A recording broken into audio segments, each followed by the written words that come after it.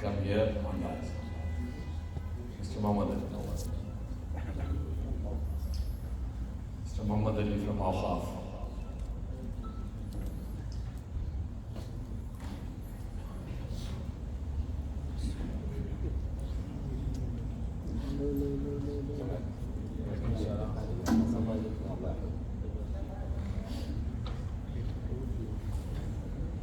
Inshallah, we are going to start now. I want to call Mr. Israr Ahmad to start our program with the recitation of Holy Quran.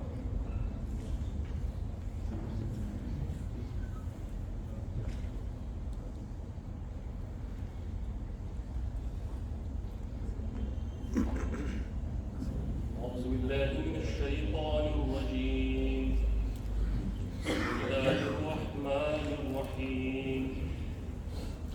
هو الله الذي لا إله إلا هو عالم الغيب والشهادة هو الرحمن الرحيم. هو الله الذي لا إله إلا هو الملك القدوس السلام المؤمن المهيمن العزيز الجبار المتكبر سبحان الله عما يشركون. هو الله الخالق البارئ المصور له الأسماء الحسنى يسبح له ما في السماوات والأرض وهو العزيز الحكيم.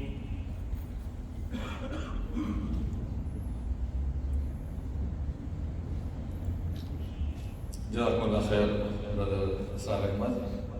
Now I'll invite Vice President of FEMA, General Secretary General of FEMA, Siddiq Guliakar, to say a few words and welcome the Shaykh and audience.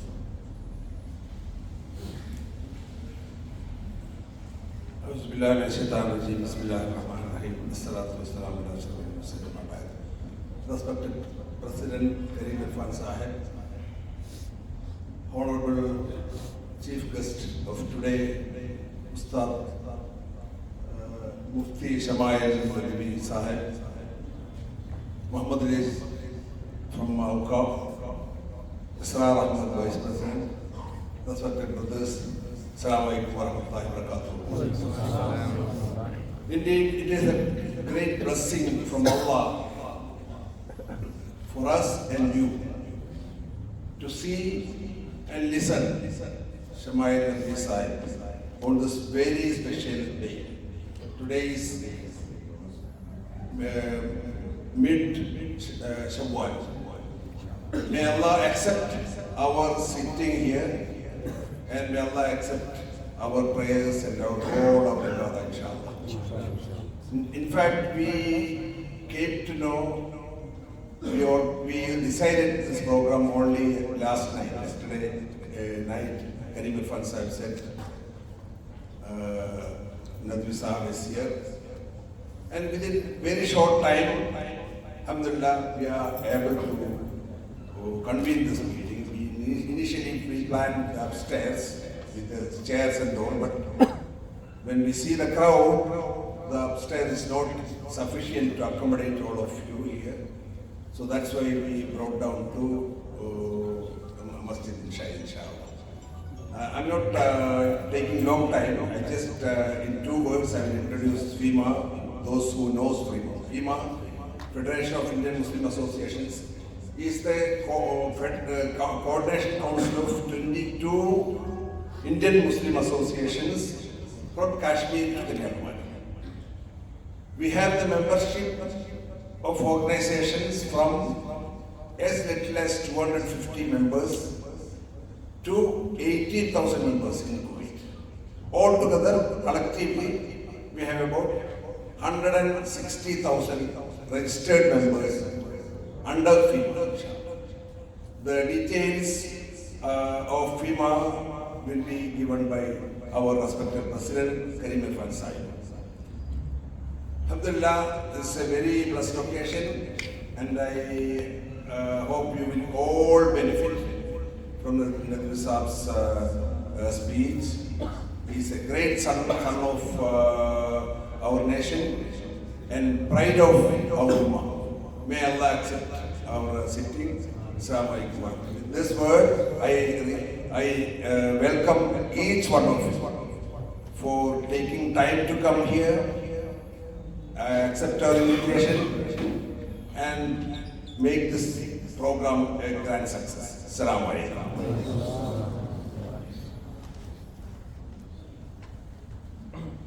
جزاکم اللہ خیر برادر صدیق ولیاکر.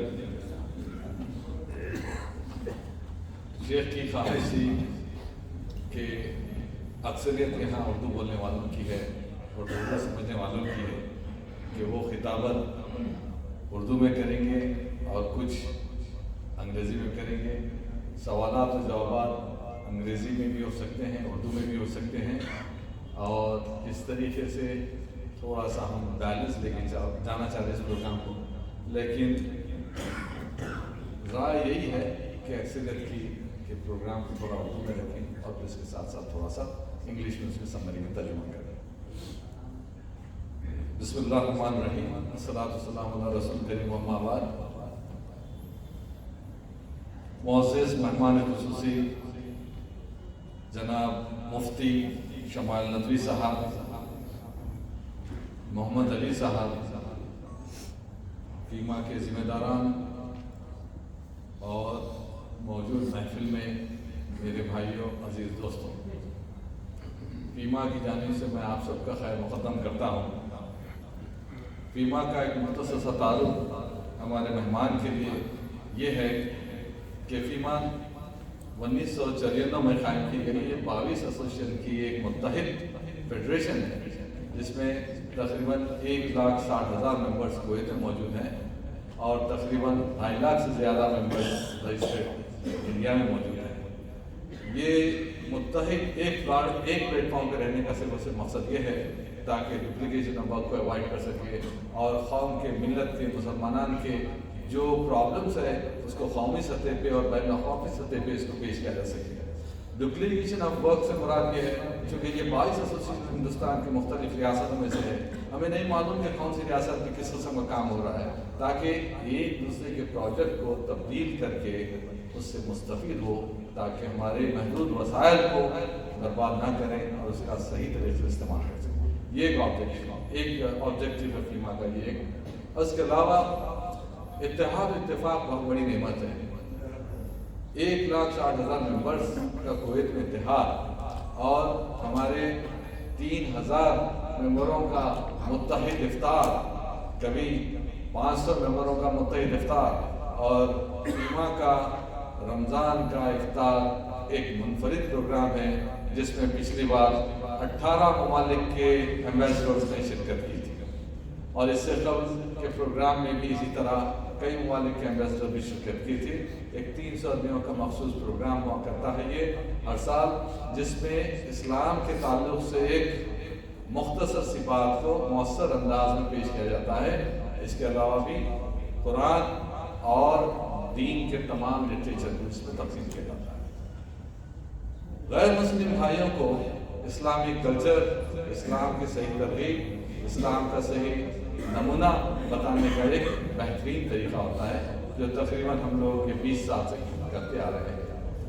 اس کے علاوہ بھی بے شمار کامیں جیسا کووڈ کے دوران غذا کی تقسیم, مفت کیمپس, میڈیکل کیمپس اور ایجوکیشن فیلڈ میں کیریئر گائیڈنس کے, اور بے شمار دوسرے قسم کے طبی میدان میں medical care, medical guidance, education guidance اور اپلفمنٹ آف مسلمین کے تعلق سے بہت سارے پروگرام الحمدللہ کرتے ہیں جن کی فہرست ایک لمبی ہے. اب میں چاہوں گا کہ یہ موقع نہیں ہے کہ ہم اتنا تفصیل سے فیما کا تعارف کرائیں. ہم کو ہمارے دوران موجود معزز مہمان کا یہاں آنا اور ان کو سننا زیادہ مقدم ہے. آئیے معزز مہمان مفتی شمائل صاحب کا ایک مختصر سا تعارف میں آپ کو کراتا چلوں. مفتی شمائل احمد عبداللہ ندوی کی حیات اور خدمات فکری کا ایک مختصر سا میں آپ لوگوں کو تعارف کرتے جا رہا ہوں. عصر حاضر میں اسلامی دنیا کو فکرے مذہبی اور سماجی سطح پر متعدد چیلنج کا سامنا ہے۔ اس حالات میں وہ علماء ہیں جو روایتی دینی علوم کے ساتھ جدید فکر کے مباحث سے بھی واقف ہیں، غیر معمولی اہمیت رکھتے ہیں۔ مفتی شمال احمد عبداللہ ندوی کا شمار انہیں نوجوانوں میں کا معاصر علماء میں ہوتا ہے جنہوں نے دینی روایات اور جدید فکری تقاضوں کے درمیان ربط پیدا کرنے کی کوشش کی ہے۔ ابتدائی زندگی اور تعلیم۔ جون 1998 کو سری نگر کی جموں کشمیر میں پیدا ہوئے۔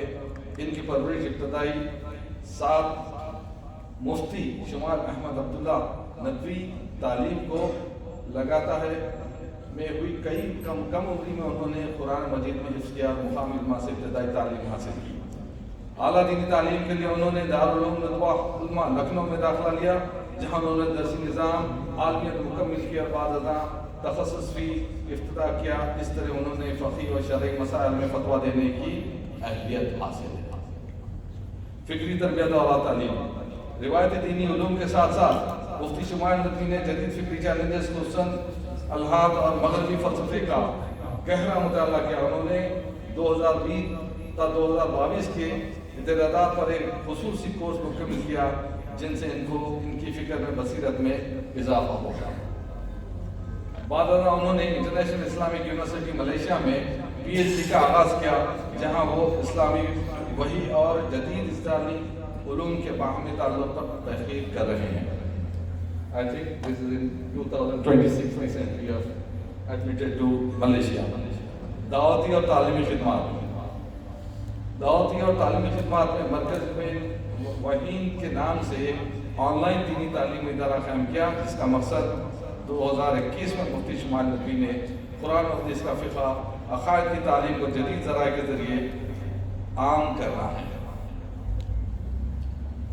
میں وحین فاؤنڈیشن قائم کی گئی جو ایک تعلیمی فلاحی ادارہ ہے، وہ کولکتہ کی ایک 224 اسی سلسلے میں سے مسجد خطیب اور مدرس کے طور پر بھی خدمات انجام دے رہے ہیں۔ ڈیجیٹل کردار اور عوامی اثرات۔ مفتی شمال ندوی سوشل میڈیا بالخصوص یوٹیوب اور دیگر پلیٹ فارم پر نہایت ہی فعال ہے اور ان کے بیانات اور دروس نوجوان نسل میں خاص مقبول ہے۔ دسمبر 2025 میں جاوید اختر کے ساتھ کیا خدا موجود ہے کہ موضوع پر ہونے والے مباحثے کے بعد ان کی شہرت میں نمایاں اضافہ ہوا۔ تنقید اور فکری مباحث۔ ان کے بعض خیالات اور خصوصاً شریعت اور سیکولرزم سے متعلق آراء پر مختلف حلقوں کی جانب سے تنقید بھی کی گئی، تاہم یہ تنقید اس بات کی علامت ہے کہ عصر حاضر کے اہم اور حساس موضوعات پر فکر مکالمے کا حصہ ہیں۔ نتیجہ مختصر، مفتی شمال احمد عبداللہ ندوی ایک ایسے معاصر اسلامی عالم ہیں جو ریاتی دینی اور جدید فکری مباحث کو یکجا کرنے کی کوشش کر رہے ہیں۔ ان کی علمی دعوت اور ڈیجیٹل خدمات مستقبل میں اسلامی فکر روایت پر نمایاں اثر ڈال سکتی ہیں۔ میں خواہش کروں گا کہ مفتی شمال صاحب سے اپنے خیالات کا اظہار کرے، خصوصاً اس بات کو نمایاں کرے کہ آج کل کے دور میں جو دہریت پھیل رہی ہے اور اس قسم کے مناظرے کرنے کا مقصد کیا تھا اور اس سے اسلامی دنیا میں کیا فائدے پہنچے ہیں، اور آپ کے دسمبر میں ہونے والے ڈیجیٹل یا پھر آپ ہونے والے جاوید اختر صاحب کے ساتھ جو بحث مباحثہ اور جو ڈیبیٹ ہوا تھا، اس میں آپ کی کیا کارکردگی تھی، آپ کا کیا وے آف اٹیک تھا، اور برخلاف جاوید اختر صاحب کی کیا کاوشیں تھیں، یہ بھی اس تعلق سے بھی ہم جاننا چاہیں گے۔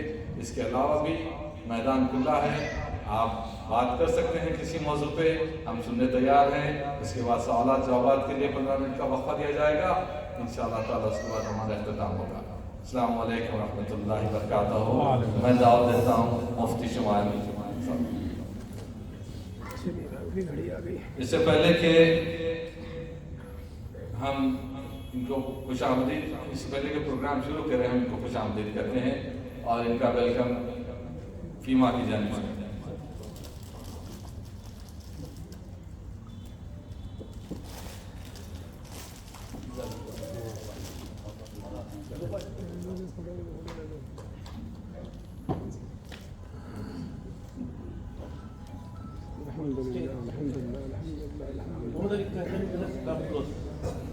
please come, please shake.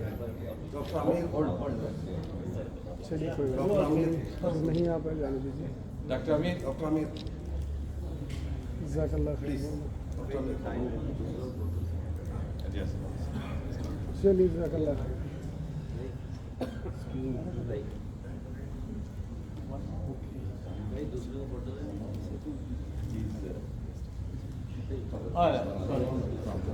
ایک لے کے بیٹھتا ہوں. Group photo my responsibility. نہیں پورا گروپ نہیں آ رہا ہے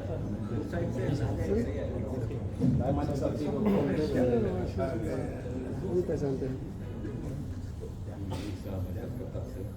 آپ سے خاص طور پر ملنے کے لیے آئے ہیں ان کی کافی فکر کرتا ہے.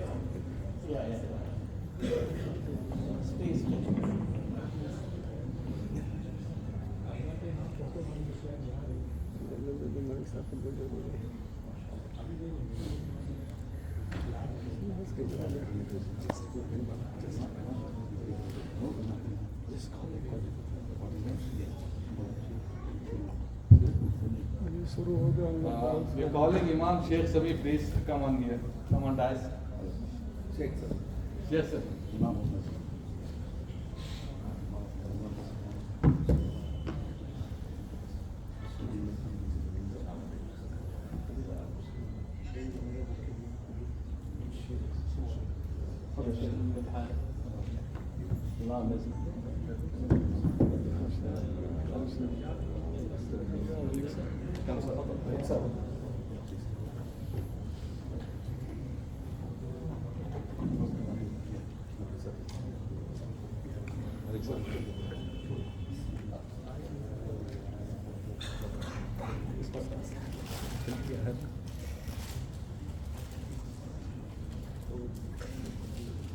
This is a token of FEMA, and I just want to read what we wrote.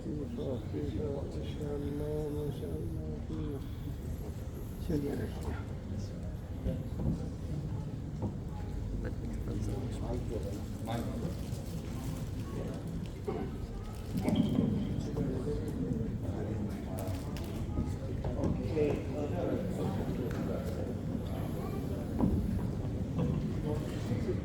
Yes, you can speak.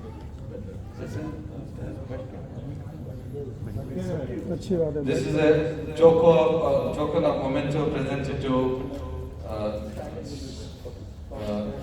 Mufti Shamal Sahab.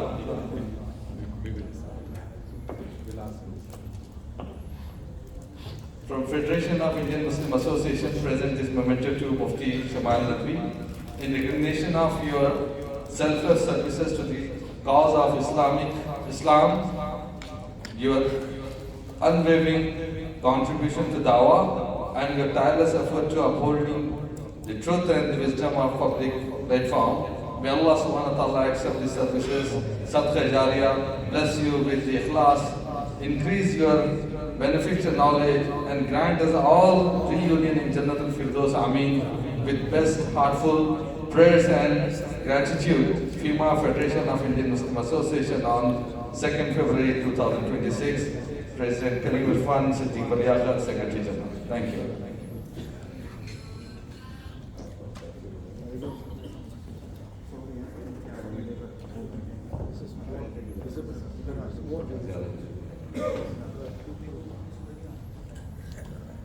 Mufti Shamal Nadwi Sahab.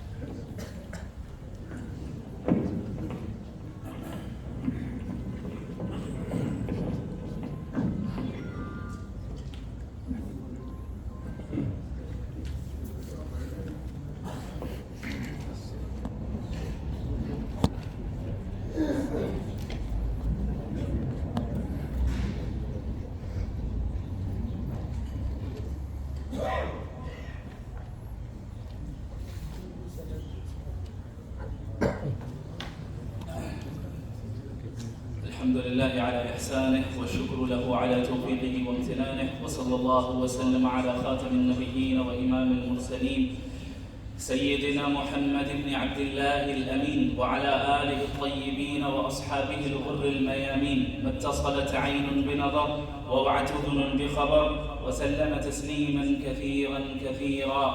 أما بعد، فأعوذ بالله من الشيطان الرجيم. بسم الله الرحمن الرحيم. أفحسبتم أنما خلقناكم عبثا وأنكم إلينا لا ترجعون.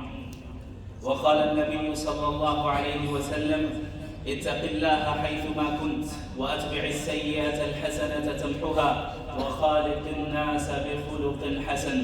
وقال عليه الصلاة والسلام: ستكون بين يدي الساعة فتن كقطع الليل المظلم، يصبح الرجل فيها مؤمنا ويمسي كافرا، ويمسي مؤمنا ويصبح كافرا، يبيع أقوام دينهم بعرض من الدنيا، أو كما قال عليه الصلاة والسلام.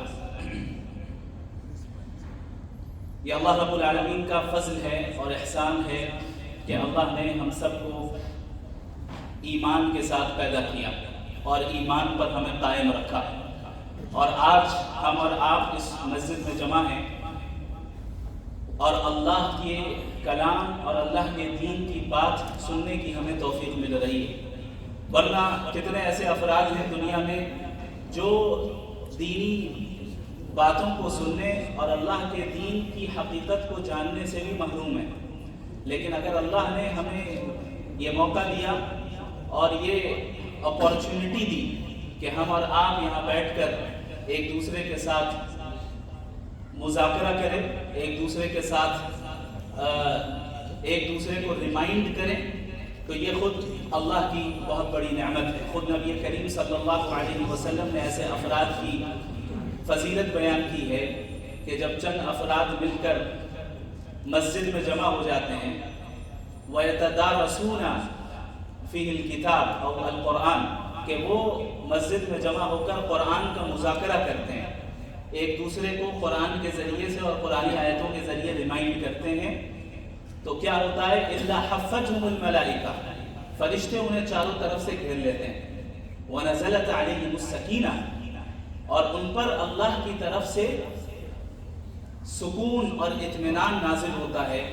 اور اس سے سب سے بڑھ کر آگے وَذَكَرَهُمُ اللَّهُ فِي مَنْ عِنْدَهُ، اور اللہ رب العالمین اپنے پاس موجود جو فرشتے ہیں ان کے درمیان ان بندوں کا ذکر کر رہے ہوتے ہیں، ان کا تذکرہ کر رہے ہوتے ہیں. یہ خود میں کتنی بڑی نعمت ہے کہ اللہ رب العالمین ہمارے اور آپ کا نام لے کر اپنے فرشتوں کے درمیان ذکر کر رہا ہے. میری بات سمجھ میں آ رہی ہے سب کو؟ تو یہ اتنی بڑی نعمت ہے جس کا استحضار ہر وقت ہمارے اندر ہونا چاہیے، ہمیشہ ہمارے ذہن میں اس کا اجر رہنا چاہیے، اس کی امید ہونی چاہیے اور یہ یقین ہونا چاہیے. نوقن ان اللہ ان الملائکۃ تحفنا الان، ہم اس بات پر یقین رکھتے ہیں اور ایمان رکھتے ہیں کہ اس وقت فرشتے ہمیں چاروں طرف سے گھیرے ہوئے ہیں. کیوں؟ کیونکہ نبی کریم صلی اللہ علیہ وسلم نے یہ بات بتائی ہے. اور آپ صلی اللہ علیہ وسلم کون ہیں؟ وَهُوَ الصَّادِقُ الْمَصْدُوقُ، سچے بھی ہیں اور ایسے سچے ہیں کہ ان کی سچائی کی تصدیق بھی کی گئی ہے. لوگ اسے تسلیم بھی کرتے ہیں اور لوگوں نے اسے تسلیم بھی کیا ہے کہ وہ سچے ہیں، وہ جھوٹ نہیں بول سکتے. تو اس نعمت، اس فضیلت اور اس اجر کا استحضار رکھتے ہوئے اور اس کی امید رکھتے ہوئے انشاءاللہ تعالی آج ہم ایک دوسرے کے ساتھ انٹریکٹ کریں گے اور ایک دوسرے کے ساتھ گفتگو کرنے کی کوشش کریں گے. قبل اس کے کہ میں مناظرے کے تعلق سے اور ڈیبیٹ کے تعلق سے آپ حضرات سے کچھ گفتگو کروں، یہ جو چند آیت اور احادیث آپ کے سامنے میں نے پڑھی ہے اس کے متعلق چند اہم باتیں ہمارے ذہن میں ہونا چاہیے. دیکھیں، ہم جو مومن ہیں اور ایمان والے ہیں، ایمان رکھتے ہیں، ہمارا یہ ایمان ہے کہ ہم اس دنیا میں ایک ہدف کے تحت اور مقصد کے تحت بھیجے گئے ہیں. We have been sent to this world with a purpose. We haven't been sent without a purpose. And what is that purpose? We need to know that. How can we know what purpose is that? For that we have to refer back to Quran and Sunnah. we have to see what Rasulullah sallallahu alayhi wa sallam said, what Allah subhanahu wa ta'ala said. Allah subhanahu wa ta'ala says in the Quran, أَفَحَسِبْتُمْ أَنَّمَا خَلَقْنَاكُمْ عَبَثًا وَأَنَّكُمْ إِلَيْنَا لَا تُرْجَعُونَ. Do you think that you have been created without a purpose and you will not be returned back to Allah subhanahu wa ta'ala? هَلْ ظَنَنْتُمْ أَنَّكُمْ خُلِقْتُمْ بِلَا هَدَفٍ بِلَا مقصد وبلا غرض؟ لا. وَهَلْ تَظُنُّونَ أَنَّكُمْ لَا تُرْجَعُونَ أَمَامَ اللَّهِ. کیا آپ یہ سمجھتے ہیں کہ آپ اللہ کے پاس نہیں بھیجے جائیں گے؟ کیا آپ یہ سمجھتے ہیں کہ اس دنیا میں آپ کو یوں ہی پیدا کر دیا گیا، آپ کا کوئی مقصد نہیں ہے؟ جو کہ الحاد کا، ایتھزم کی بنیادی یہ ہے، عبث، خلقنا عبثا. الالحاد يقول الانسان خلق عبثا. Humans have been created, but they haven't been created. They came to this world without a purpose and randomly. This was only a random mutation and natural selection which caused the creation of the human being. So یہ الحاد کی بنیاد ہے اور اس کا اساس ہے کہ ہم اس دنیا میں بغیر کسی مقصد کے اور بغیر کسی پرپس کے بھیجے نہیں گئے، بلکہ آ گئے ہیں غلطی سے، صدفہ جسے کہتے ہیں، بائی چانس، اچانک. جو کتنا لاجیکل یہ ایک فکر ہے. ام خلقوا من غیر شیء ام هم الخالقون ام خلقوا السماوات والارض بل لا یوقنون. سبحان اللہ. ام خلقوا من غیر شیء، کہ یہ جو ہے کسی یعنی نتھنگ سے وجود میں آ گئے. نتھنگ سے سم تھنگ وجود میں آ سکتی ہے؟ نہیں آ سکتی. ایک چیز ابھی یہاں پر آپ کے سامنے کچھ نہیں ہے، اچانک کوئی چیز سامنے آ جائے، کیا یہ پاسبل ہے؟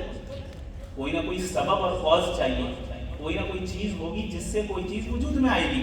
تو قرآن نے یہ دلیل دی.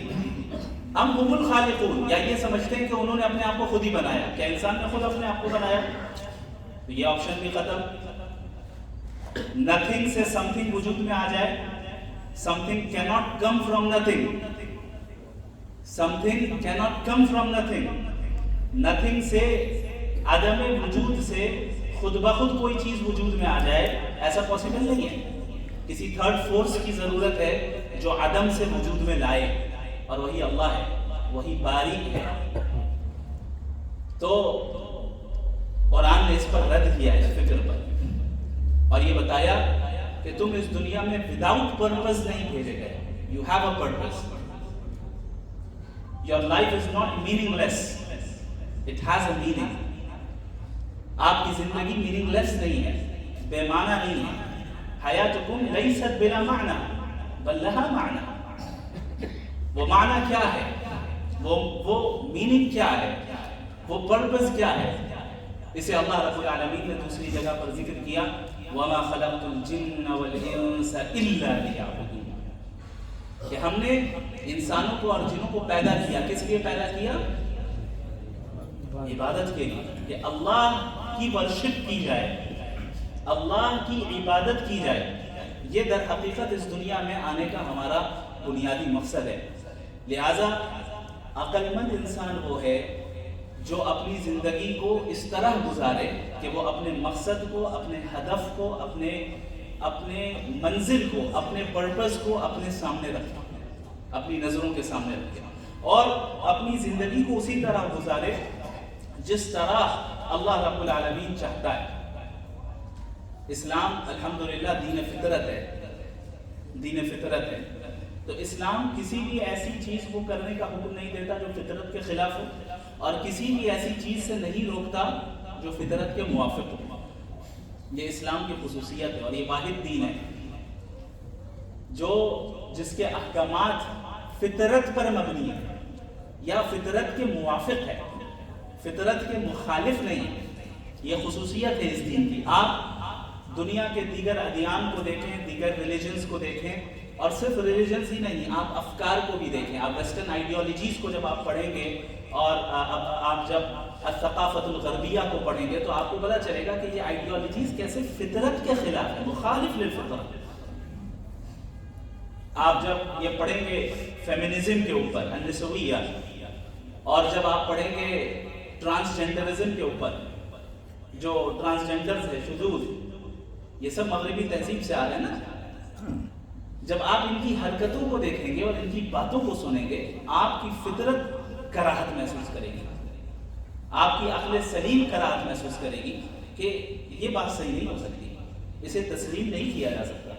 آج ویسٹرن دنیا میں ایک نئی چیز چلی ہے کہ جینڈر جو ہے، جینڈر چاہے میل ہونا یا فیمیل ہونا، یہ کوئی آبجیکٹیولی یعنی ٹرو نہیں ہے، بلکہ یہ اس کا تعلق سبجیکٹو یعنی میٹرز سے ہے، جہاں پر انسان خود ڈیسائیڈ کرتا ہے کہ میرا جینڈر کیا ہونا چاہیے.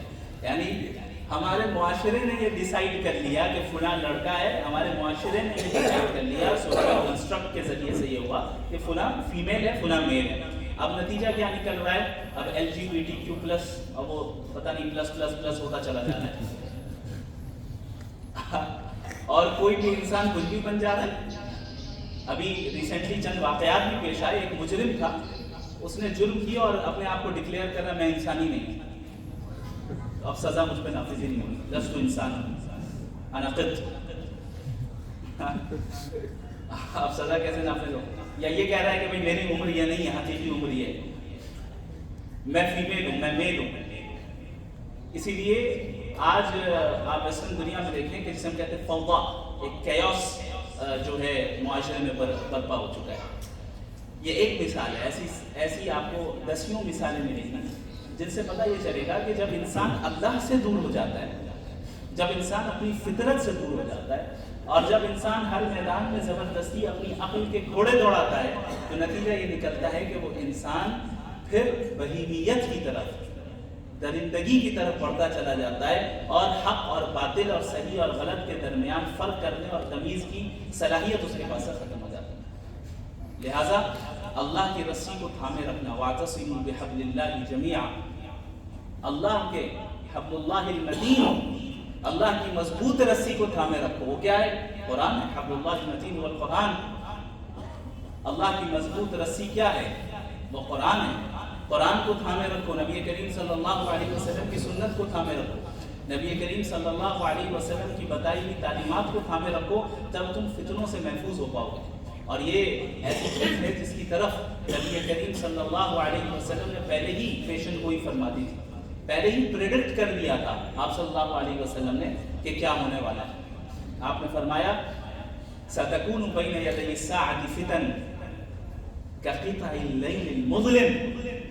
قیامت کے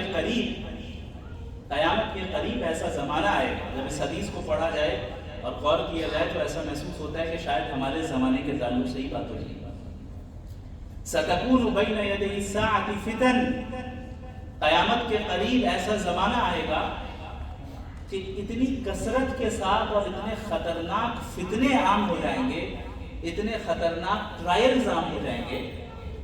کیسے فتنے ہوں گے، کیسے ٹرائلز ہوں گے؟ كَقِطَعِ اللَّيْلِ الْمُظْلِمِ، رات کی تاریکیوں کی طرح، رات کی تاریکیوں کی طرح. رات جب آ جائے تو تاریکی ہر جگہ پھیل جاتی ہے.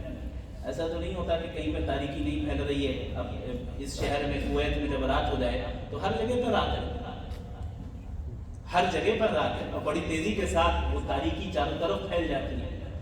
تو یہ فتنے ایسے ہوں گے جو چاروں طرف پھیل جائیں گے. كَقِطَعِ اللَّيْلِ الْمُظْلِمِ. اور کیسے فتنے ہوں گے؟ اس کا نتیجہ کیا نکلے گا؟ اس کا ریزلٹ کیا نکلے گا؟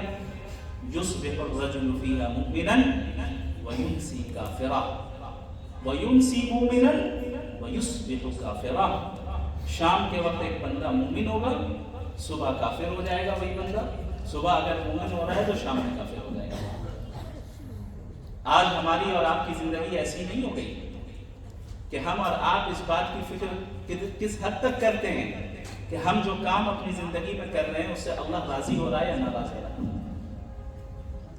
ہم کتنا اسٹرائیو کر رہے ہیں ٹو پلیز اللہ سبحانہ و تعالی. ہم کتنا اسٹرائیو کر رہے ہیں ٹو ایکٹ اپون دا دین which was revealed on Prophet Muhammad صلی اللہ علیہ وسلم. کتنا اسٹرائیو کر رہے ہیں. ہم نے دین کو صرف جمعے کی نماز تک محدود کر دیا یا رمضان تک محدود کر دیا. جب ہم اپنی تجارت میں آتے ہیں، بزنس میں آتے ہیں، کیا ہماری تجارت اور ہمارا بزنس رسول اللہ صلی اللہ علیہ وسلم کے بتائے ہوئے طریقے کے مطابق ہے یا نہیں ہے؟ ہم جاب کر رہے ہیں، کیا ہم رسول اللہ صلی اللہ علیہ وسلم کے بتائے ہوئے طریقے کے مطابق ایمانداری کے ساتھ جو ہے ہم اپنی ذمہ داریوں کو ادا کر رہے ہیں یا نہیں کر رہے ہیں؟ کیا ہم رسول اللہ صلی اللہ علیہ وسلم کے بتائے ہوئے طریقے کے مطابق لوگوں کے اور اللہ کے اور اپنے نفس کے حقوق کی ادائیگی کر رہے ہیں یا نہیں کر رہے ہیں؟ یہ سوال ہے جو اپنے آپ سے ہم کریں.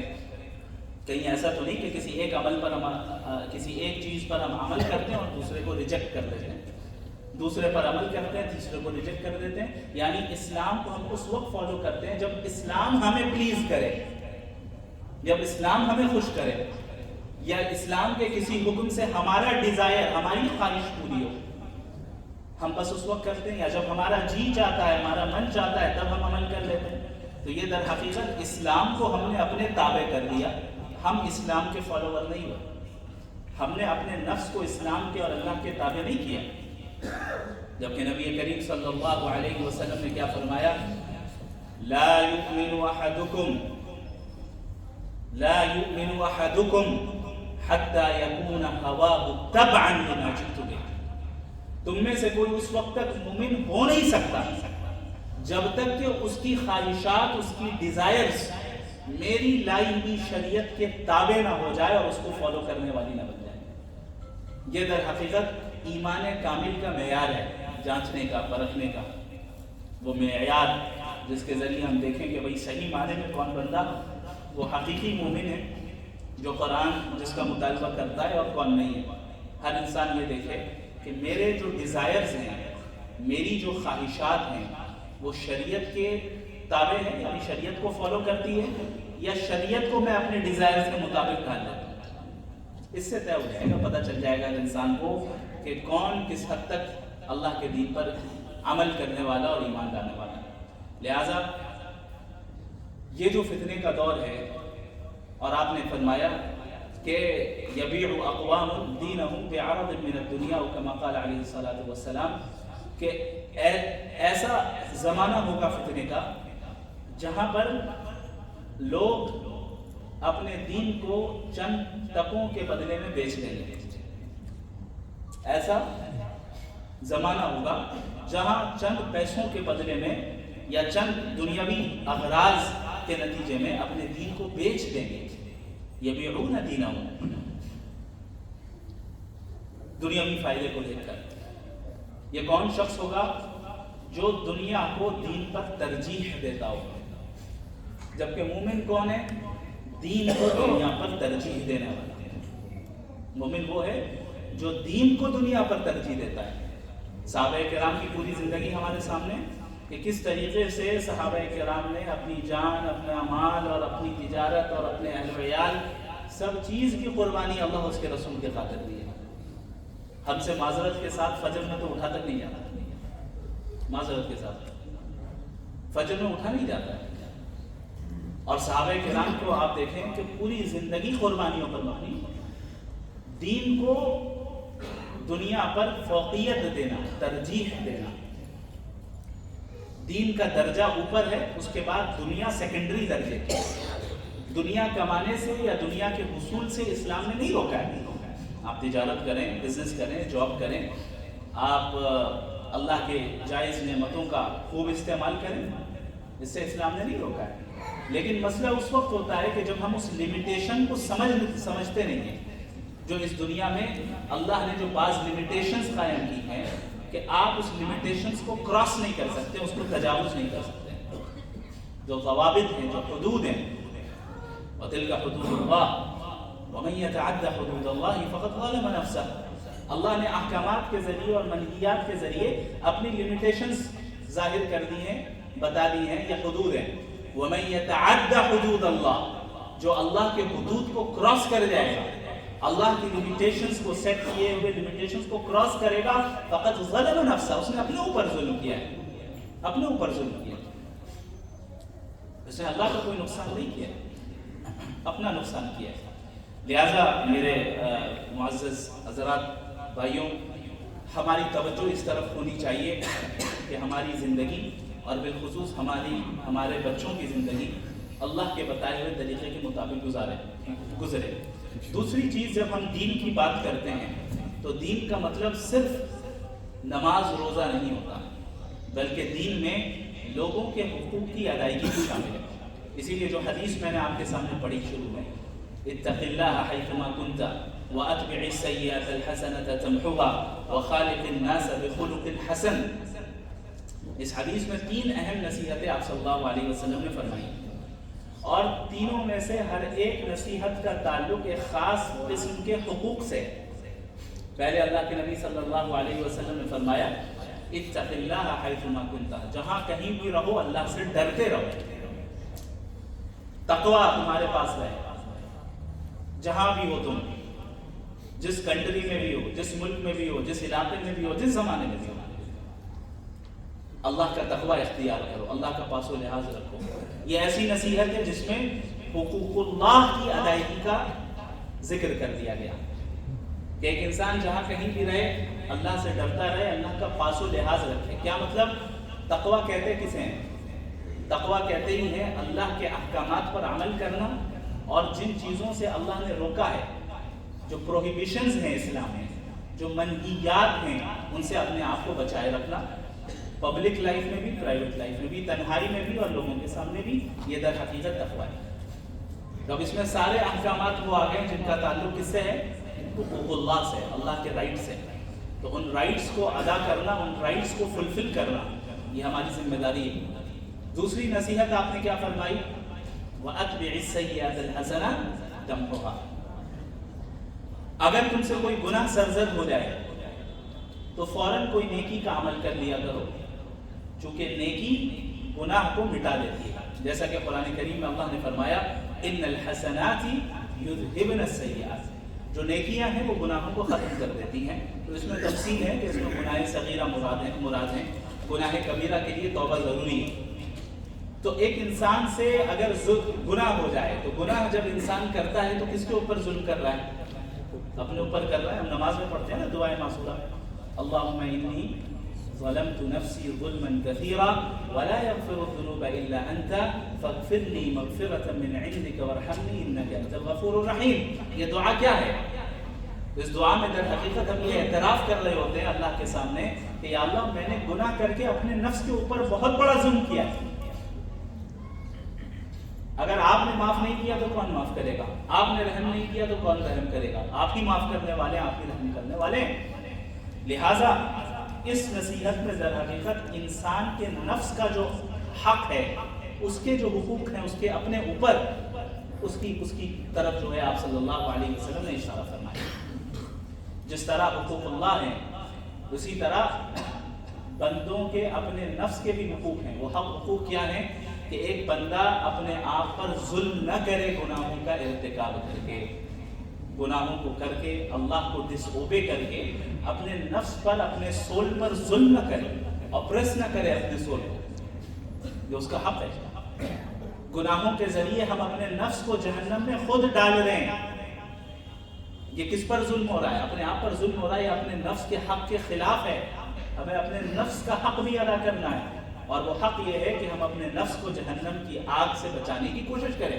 یہی وجہ ہے کہ قرآن کریم میں اللہ نے فرمایا قُوْ أَنفُسَكُمْ وَأَهْلِيكُمْ نَارًا، اپنے آپ کو بھی جہنم کی آگ سے بچاؤ اور اپنے گھر والوں کو بھی جہنم کی آگ سے بچاؤ۔ یہ ہمارے نفس کا ہمارے اوپر اپنا حق ہے۔ تیسری نصیحت جو آپ صلی اللہ علیہ وسلم نے فرمائی وہ ہے وَخَالِقِ النَّاسَ بِخُلُقٍ حَسَنٍ، لوگوں کے ساتھ اچھے اخلاق سے پیش آؤ۔ اب اس نصیحت کے ذریعے پورے حقوق العباد کو کور کر دیا گیا۔ حقوق العباد کسے کہتے ہیں؟ بندوں کے رائٹس، دوسروں کے رائٹس، اللہ کے رائٹس، انہیں بھی ادا کرنا، فلفل کرنا ہماری ذمہ داری ہے۔ ہمارے نفس کے رائٹس، انہیں بھی ادا کرنا، فلفل کرنا ہماری ذمہ داری ہے، اور دوسروں کے رائٹس، ان کو بھی ادا کرنا یہ ہماری ذمہ داری ہے۔ بعض علماء نے تو یہاں تک فرمایا کہ اگر اسلام کو ہمیں مختصراً بیان کرنا ہو، ما هو التعریف الموجز للاسلام فنقول اداء الحقوق، اداء الحقوق هو تعریف الموجز۔ What is the brief introduction of Islam? How can you introduce Islam briefly? we will say fulfillment of the rights. This is Islam. Whether it is related to the rights of Allah or rights of our own nafs or the rights of people. So یہ خلاصہ ہے, یہ اختصار ہے کہ اسلام نام ہی ہے حقوق کی ادائیگی. حقوق اللہ کو بھی ادا کرنا, اپنے نفس کے حقوق کو بھی ادا کرنا, اور بندوں کے حقوق کو بھی ادا کرنا. ہم یہاں پر بہت لیک کرتے ہیں جب بندوں کے حقوق کا مسئلہ آتا ہے, بہت لیک کرتے ہیں.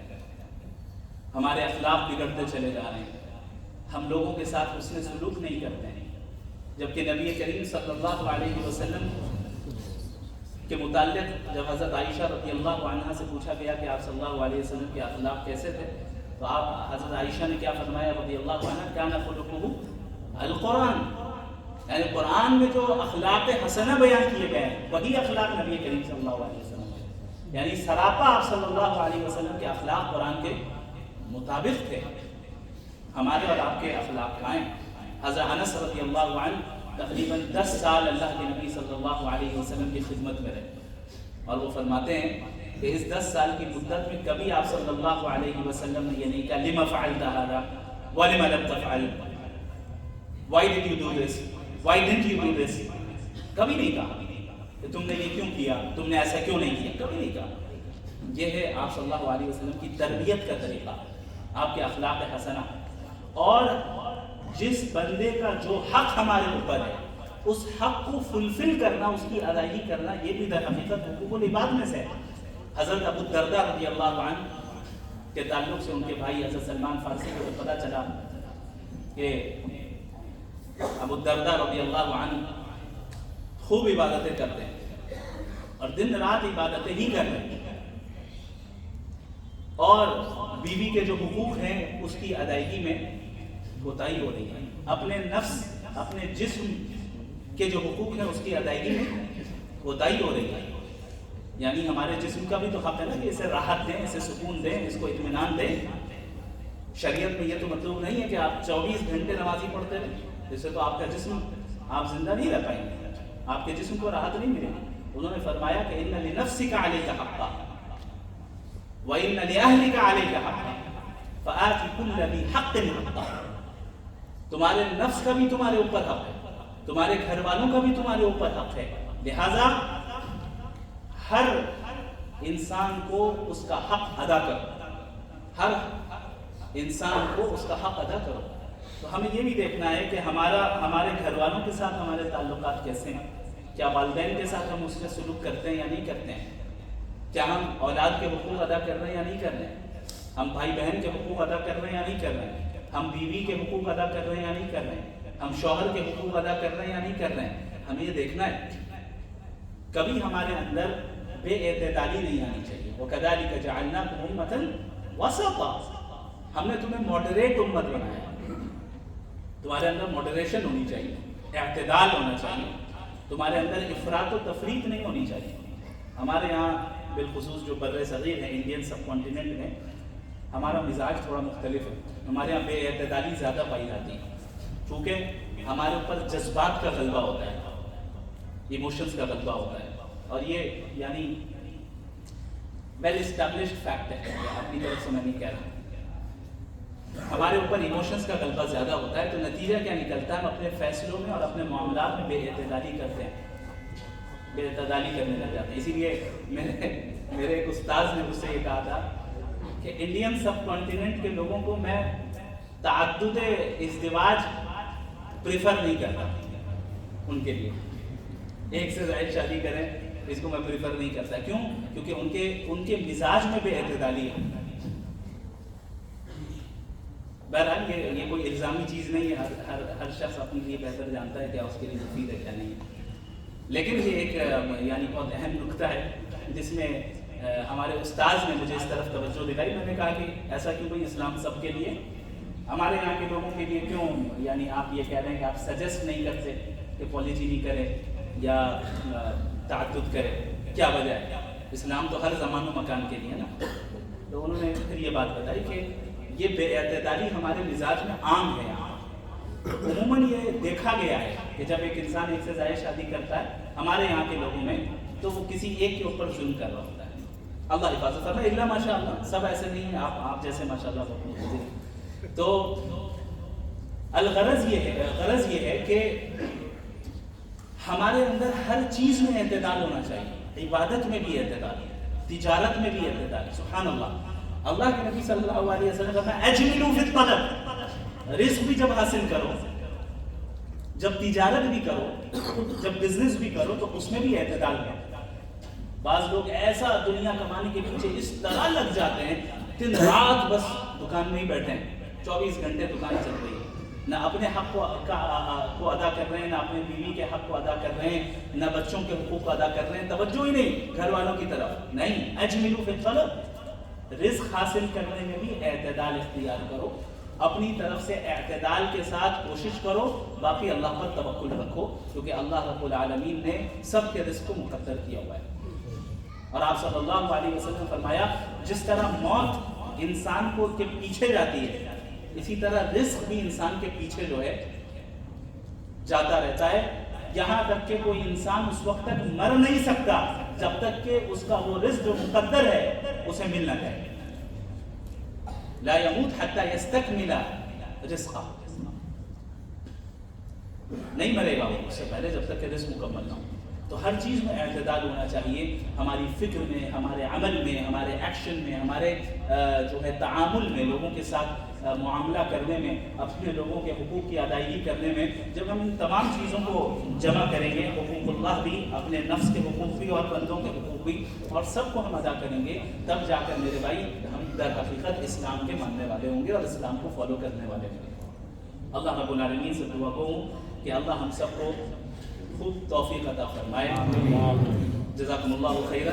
جہاں تک مناظرے کا تعلق ہے تو اس کو سوالات پہ رکھا ہے, اگر کوئی سوال آتا ہے تو پھر اس میں چونکہ اچھا پس منظر خلفیت المناظرہ.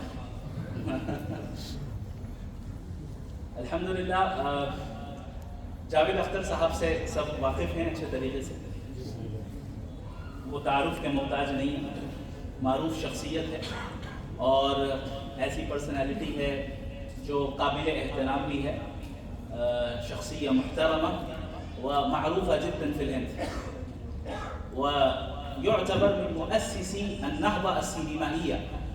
هذا الشخص الذي ناظرته الملحد هو يعتبر من مؤسسي النهضة السينمائية, وحتى النجوم من بوليوود يعتبرونه كبيرا, فله مكانة, وكان عضو البرلمان الهندي سابقا.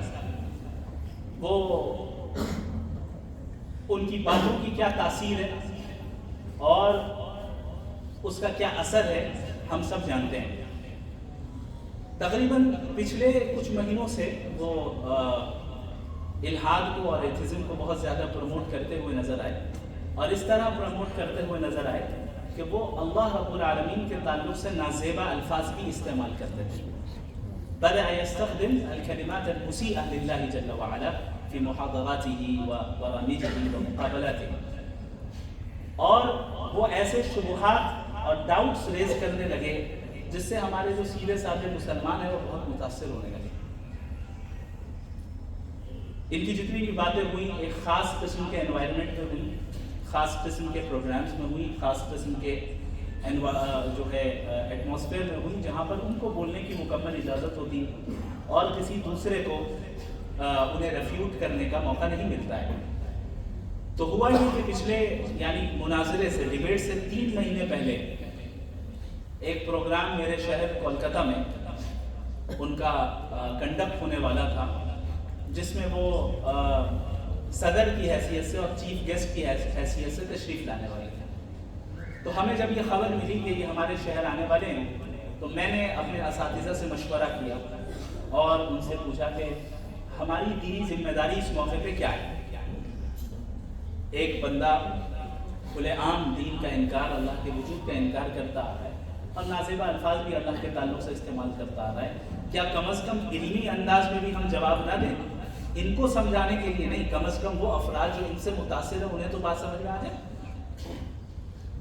تو میں نے حضرت مفتی یاسر ندیم الواجدی دامت برکاتہم العالیہ سے مشورہ کیا, اور انہوں نے کہا کہ آپ کو انویٹیشن دینی چاہیے ڈیبیٹ کے لیے. اور اللہ پر توکل رکھیں، خیر ہوگا تو ہوگا۔ تو میں نے الحمدللہ اس وقت میں سفر میں تھا اور کشمیر میں تھا، وادی لولاب میں۔ کشمیر کے کتنے ہیں یہاں پر؟ ریز ہینڈ کر لیں پلیز۔ یہ تو یو پی بہار والے ہیں۔ کم ہے، اکثریت کہاں سے ہے؟ یو پی یو پی سے کتنے؟ بہار اور کچھ نہیں، یو پی ماشاء اللہ ماشاء اللہ۔ پورا یو پی بہار سے ہے، کتنے؟ پورا یو پی ہے پورا۔ بہار سے کم ہے، حیدرآباد سے سب سے زیادہ ہوں گے ماشاء اللہ۔ حیدرآباد، ہمارے حیدرآباد والے ہر جگہ الحمدللہ۔ آپ کو آنا ہے وہاں؟ میں آ چکا ہوں کئی مرتبہ، پھر آؤں گا انشاءاللہ۔ اچھا، بنگال کے کتنے ہیں؟ کہاں ملیں گے؟ پاکستان سے کتنے ہیں؟ وہ کچھ ملیں گے ان شاء اللہ۔ ہاں ماشاء اللہ، بالکل آنا انشاءاللہ۔ دلی سے، لیکن وہ سنگل انٹری ہے، پھر ایکسٹ نہیں ہے۔ ریٹرن ٹکٹ ہاں اسی لیے دعا فرمائیں، اگر ریٹرن ٹکٹ کے ساتھ جو ہے آپ بلائیں گے تو ہم وقت بہتر ہے مت جائیے۔ جزاکم اللہ خیر۔ بہرحال تو میں کشمیر میں تھا اس وقت، وادی لولاب میں، اور سفر میں تھا، پروگرامز وغیرہ تھے۔ وہیں سے پھر ہم نے ایک ویڈیو بنائی جس میں ہم نے رسپیکٹفلی ان کو یہ بات کہی کہ دیکھیں آپ اب تک اسلام کے خلاف اور مکمل دین کے خلاف بولتے آئے، اللہ کے وجود کا انکار عمومی طور پہ کرتے آئے، تو کیوں نہ ہم اور آپ ایک جگہ پر بیٹھیں اور بہت ہی اکیڈمک انداز میں، علمی انداز میں، پیسفل ماحول میں ہم ایک دوسرے کے ساتھ ڈسکشن کر لیں اس موضوع پر، اس جو ہے ٹاپک پر، اور میں آپ کو مکمل احترام کروں گا۔ آپ یہ نہ سمجھیں کہ ہم آپ پر کوئی زیادتی کریں گے آپ کے ساتھ۔ تو یہ ویڈیو بہت تیزی کے ساتھ پھیل گئی پورے ملک میں۔ اس کے بعد کیا ہوا کہ اور بھی بہت سی تنظیموں نے الحمدللہ آوازیں اٹھائیں اور اپنے اپنے انداز میں، اپنے اپنے منہج کے مطابق انہوں نے آوازیں اٹھائیں۔ نتیجہ یہ نکلا کہ جاوید اختر صاحب کے اس پروگرام کو ویسٹ بنگال گورنمنٹ نے کینسل کر دیا، یا جو بھی آرگنائزر تھے ان کی طرف سے۔ اب براہ راست یہ گورنمنٹ کی طرف سے تھا یا نہیں اللہ عالم، لیکن وہ جو باڈی ہے جس نے آرگنائز کیا تھا وہ حکومتی ہی یعنی ڈپارٹمنٹ ہے، تو انہوں نے کینسل کر دیا تاکہ کسی طرح کا ماحول خراب نہ ہو، لا اینڈ آرڈر کسی طریقے سے وہ متاثر نہ ہو، جبکہ یہ ہمارا مقصد نہیں تھا کہ ہم ان کے پروگرام کو کینسل کریں۔ تو ہم نے پھر ای میل کے ذریعے ان سے رابطہ کیا اور ان کو بتایا کہ ہمارا مقصد ہرگز یہ نہیں تھا کہ ہم آپ کے پروگرام کو نہ ہونے دیں یا کینسل کر دیں، بلکہ ہم تو چاہتے تھے کہ آپ تشریف لائیں، تبھی تو ڈیبیٹ ہوگی ان سے۔ ہم چاہتے ہیں کہ علمی انداز میں آپ سے گفتگو کریں گے، اکیڈمک انداز میں ڈسکشن ہو، اور ایک دوسرے کی رسپیکٹ کر کے اور احترام کا خیال رکھ کر۔ تو پھر تقریباً ایک ہفتے کے بعد ان کا جواب آیا، اور ان کا جواب یہ تھا کہ آپ کا یہ جملہ میوزک کی طرح میرے کان میں آ رہا ہے کہ آپ یعنی ایک مولوی مسلمان، پھر اوپر سے مولوی اکیڈمک انداز میں ڈسکشن کرنا چاہتے ہیں۔ اب آپ دیکھیں ان حضرات کے ذہن میں تصور کیسا ہے مسلمانوں کے تعلق سے، کہ بڑے متشدد ہوتے ہیں، متعصب ہوتے ہیں، صرف سب کو شتم کرتے ہیں، گالیاں دیتے ہیں، اور پھر جو ہے سر تن سے جدا کے نعرے لگاتے ہیں۔ بس یہ تصویر بنائی گئی ہے مسلمانوں کی، لاکھوں کروڑوں ڈالرز خرچ کیے گئے ہیں مسلمانوں کی یہ تصویر بنانے میں، یعنی انفقوا ملايين من الاموال لتشويه صورة المسلمين وعلماء المسلمين، ويتصورون ان المسلمين وخاصة العلماء هم المتشددون متعصبون يسبون ويشتمون ولا يستطيعون التحدث في اي موضوع بطريقة هادئة وعلمية۔ یہ وہ سمجھتے تھے۔ تو ان کے جب ایک اکیڈمک انداز میں اور عزت اور احترام کے ساتھ ایک ای میل ان کے پاس گئی، ظاہر ہے اس سے وہ متاثر ہوئے اور انہوں نے پھر اسے ایکسیپٹ کیا۔ البتہ بہت سی ایسی شرطیں لگائی انہوں نے کہ آپ ان شرطوں کو پورا کریں گے تب جا کر میں آپ کے ساتھ بیٹھوں گا، اور پہلی شرط یہ تھی کہ بھئی جمعیت علماء ہند کے خلاف آپ بولیں۔ انہوں نے کہا یہ پاسبل ہی نہیں۔ جمعیت علماء ہند ایک بڑی تنظیم ہے، اس کی اپنی تاریخ ہے، اپنی خدمات ہیں، ہمارا یہ کام ہی نہیں ہے، ہمارا یہ منہج ہی نہیں ہے۔ الحمدللہ ندوۃ العلماء کا، میں چونکہ ندوۃ العلماء سے تعلق رکھتا ہوں، فکر ندوۃ العلماء یہ ہے ہی نہیں کہ ہم جماعتوں پر اور افراد پر تنقید خواہ کریں نام لے کر۔ ہاں اگر کوئی غلط بات سامنے آ رہی ہے تو ہم بغیر نام لیے کہہ دیتے ہیں فلاں چیز غلط ہے، لیکن ہم کہیں کہ فلاں آدمی غلط ہے، یا فلاں جماعت ایسا کام کرتی ہے، فلاں جماعت ایسی ہے ویسی ہے، یہ ہمارا منہج ہے ہی نہیں۔ ہم تو वहदत उम्मत के कायल हैं, उम्मत को मुत्तहिद करने के कायल हैं। तो हमने उनको कहा कि भाई ये मुतालबा मैंने तो आपसे नहीं किया कि आप दीगर मुल्हिदीन पर तान करें या दीगर ऑर्गेनाइजेशंस पर जो है तान करें, हमने तो ये मुतालबा आपसे नहीं किया, आप हमसे ये मुतालबा क्यों कर रहे हैं। बहरहाल बहुत सारी बातें चली और 3 महीने तक तकरीबन जो है ये डिस्कशन जारी रही, 3 महीने तक। 3 महीने के बाद जाकर सारी चीज़ें एक प्लेटफॉर्म पर आईं और वो जो आखिर में जो मॉडरेटर का इंतखाब था वो तो प्रोग्राम से 10 दिन पहले हुआ। असल में पहले दूसरे मॉडरेटर थे, फिर उन्होंने माजरत कर दी बिल्कुल एंड टाइम पर। तो फिर अब मसला आया कि अब कौन से मॉडरेटर हो, इस पर बहुत लंबी बहस चलती रही। फिर आखिर जो है जिन्होंने होस्ट किया उन पर इत्तेफाक हुआ और ये डिबेट की तारीख से 10 दिन पहले की बात है। फिर अल्हम्दुलिल्लाह डिबेट तो आप हज़रात ने देख ही लिया है, फिर क्या निकला नतीजा। महज अल्लाह रब्बुल आलमीन का फ़ज़ल है, अल्लाह रब्बुल आलमीन का एहसान है। अल्लाह रब्बुल आलमीन का फ़ज़ल ना होता तो मैं शायद वहाँ पर बात कर ही ना पाता। ये महज अल्लाह का फ़ज़ल है, अल्लाह का इंतखाब है, अल्लाह का इख्तियार है और मुसलमानों की दुआएँ हैं, बिलखुसूस मेरे वालिदैन और मेरे असातिज़ा की दुआएँ। मुझे ख़बर मिली थी डिबेट से पहले, मैं काफ़ी दबाव में था। 2 किस्म का दबाव मेरे ऊपर था। एक किस्म ये था दबाव की एक किस्म ये थी कि जब ऐलान हुआ कि मुफ्ती शमाइल साहब का मुनाजरा होने जा रहा है जावेद अख्तर साहब के साथ, तो बहुत से मुसलमानों ने तहरीरें लिखना शुरू की कि भाई ये गलत इंतखाब है, ये डिज़र्व नहीं करते हैं कि जावेद अख्तर साहब के साथ डिबेट करें, या ये नहीं कर पाएंगे, अभी छोटे हैं, इनके पास तजुर्बा नहीं है, वो 80 साल के हैं, उनके पास तजुर्बा बहुत है, तो कोई और शख्स होना चाहिए था, इनकी इतनी सलाहियत नहीं है। तो मैं इन हज़रात से बिल्कुल भी नाराज़ नहीं हूँ, बल्कि एक एतबार से खुश हूँ कि इनके अंदर जो है दीन के तहफ़्फ़ुज़ के लिए और दीन की को रिप्रेजेंट करने का जो जज्बा था और उसके तहफ़्फ़ुज़ का जो जज्बा था और जो खदशात ज़ाहिर हुए उनका इजहार किया। ये अलग बात है कि इजहार करने का तरीक़ा गैर मुनासिब था। तो एक दबाव तो ये था मेरे ऊपर। दूसरा दबाव दूसरी तरफ से ये था कि मुझे ख़बर मिली कि कई ख़वातीन, कई औरतें, कई मुसलमान रोज़े रखना उन्होंने शुरू कर दिए, सदक़ात देना शुरू कर दिए, रातों में क़याम करना उन्होंने शुरू कर दिया। कई ख़वातीन तो ऐसी थी जिस दिन डिबेट हुई है उस रात पूरी रात डिबेट के एंड तक मुसल्ले पर बैठे रहे, डिबेट के एंड तक बैठे रहे रात से। अब ये मेरे ऊपर एक रिस्पॉन्सिबिलिटी का एक अलग दबाव था कि मुसलमान एक्सपेक्ट कर रहे हैं, बहुत से तवक्कुआत हैं। अब मुझे ये कोशिश करनी है कि मैं हद्दल इम्कान इस्लाम का अच्छे अंदाज में दिफा कर पाऊँ और इस टॉपिक को अच्छे अंदाज में पेश कर पाऊँ। तो महज मैं समझता हूँ कि अल्लाह का फजल और फिर इन मुसलमानों की दुआओं का नतीजा रहा जो आप हज़रात के सामने आया है। अल्हम्दुलिल्लाह अल्लाह रब्बुल आलमीन से दुआ गो हूँ कि अल्लाह हम सबको तौफीक दे हर उस चीज़ के लिए जिसमें खैर हो और जिससे अल्लाह राज़ी हो, और अल्लाह रब्बुल आलमीन जो है हमें दीन पर कायम रखे, दीन पर इस्तिकामत के साथ कायम रखे और दीन पर अमल करने वाला बनाए, और आगे भी जो है दीन की खिदमत करते रहने की तौफीक अता फरमाए, दीन के अलम को बुलंद करने की तौफीक अता फरमाए, इलाए कलिमतुल्लाह की तौफीक अता फरमाए। व आखिरु दावाना अल्हम्दुलिल्लाह। जज़ाकुमुल्लाह खैर। जज़ाकुमुल्लाह खैर। आपने देखा माशाल्लाह बहुत सी मौसल अंदाज में मुफ्ती साहब ने बड़ा अच्छा पस मंज़र हमारे ख्वाहिश को बताया और दीन का बहुत मौसर बयान दिया है। जज़ाकुमुल्लाह खैर शेख। इस ताल्लुक़ से अब सवालात जवाबात का सिलसिला शुरू होता है, लेकिन ये रहेंगे सिर्फ 5 से 10 मिनट का, ज़्यादा तवील नहीं होगा। इसके आदाब सुन लीजिए। सवाल किसी भी किस्म का सियासी नौइयत का नहीं होना चाहिए, नो पॉलिटिकल क्वेश्चंस।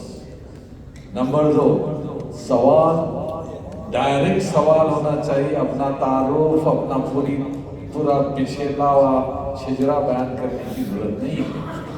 नंबर 3, सवाल मुख्तसर होना चाहिए और सिर्फ सेलेक्टेड चंद सवाल देंगे, क्योंकि 9 बजने को है, कल वर्किंग डे है और मस्जिद का भी एहतराम करना है, इसलिए मैं माजरत चाहूँगा कि बहुत महदूद वक्त है। चलिए سوالات کا سلسلہ شروع ہوتا ہے. مائک پیچھے ہے, جو سوالات کریں گے پیچھے سے مائک اس کو دیا جائے گا. ڈائریکٹ سوال مختصر. السلام علیکم ورحمۃ اللہ وبرکاتہ. سب سے پہلے تو آپ کو اللہ تبارک تعالیٰ نے جو صلاحیت دی ہے اس کا تعالیٰ مزید نظام کرے. آپ کی دین بیٹھ جائے یار. کو آگے لے کے چلنا لگا. ایک سوال ہے مولانا کہ اس وقت جو حالات ہیں ہندوستان میں, اس میں دعوت کے لحاظ سے کیا چیلنجز ہیں, اس کو کیسے عبور کیا جا سکتا ہے؟ دیکھیں, دعوت بہت اہم ہے اور اس وقت ہمارے ملک میں دعوت کا کام الحمدللہ ہو رہا ہے, مسلمانوں میں بھی غیر مسلموں میں بھی.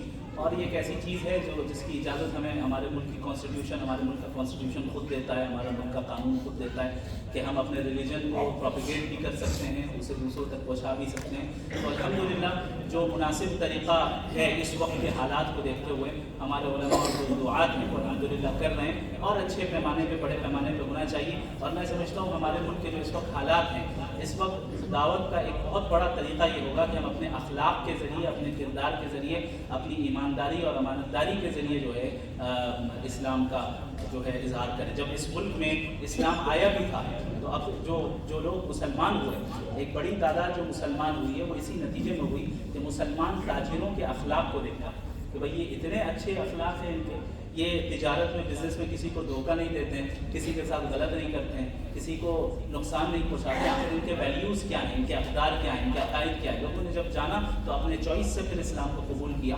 تو وہ اخلاق و کردار ہمیں ادا کرنا ہوگا اس ملک میں. جزاکم اللہ خیر. نیکسٹ. السلام علیکم. میرا نام محمد مرتضیٰ خان ہے. سوال ہے کہ آپ کو مبارکباد اور دعا دینے کے لیے